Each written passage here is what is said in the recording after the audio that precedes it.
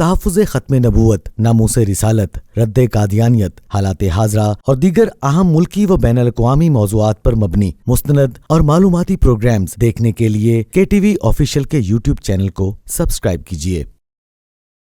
برطانوی صہیونی قوتوں کے زیر سایہ وجود میں آنے والی قادیانی جماعت ہمیشہ سے ہی نہ صرف اسلام اور مسلمانوں کے خلاف سازشیں کرتی چلی آ رہی ہے، بلکہ یہی وہ سازشی گروہ تھا جس نے قیام پاکستان کے وقت مسلمانوں اور مسلم لیگ کی پیٹھ میں چھرا گھونپا تھا، اور آج بھی یہ سازشی گروہ مغربی و صہیونی طاقتوں کے بل بوتے پر پاکستان کو کمزور سے کمزور کرنے کے لیے ملکی اور بین الاقوامی سازشوں میں مشغول ہے۔ کئی شیطانی عقائد رکھنے والی قادیانی جماعت کا ایک عقیدہ اکھنڈ بھارت کا بھی ہے۔ قادیانی عقیدہ اکھنڈ بھارت کے مطابق پاکستان کو ٹوٹ کر ایک دفعہ پھر ہندوستان کا حصہ بن جانا ہے۔ اپنے اسی شیطانی کھیل اور شیطانی عقیدے کو پورا کرنے کے لیے قادیانی جماعت قیام پاکستان سے پہلے اور آج بھی سیاسی اور مذہبی تخریب کاریوں میں مشغول ہے۔ قادیانی جماعت کے اسی شیطانی عقیدے سے متعلق 16 مئی 1947 کو قادیانی اخبار الفضل نے قادیانی سربراہ مرزا بشیر الدین محمود کا ایک بیان نقل کیا، جس میں اس کا کہنا تھا،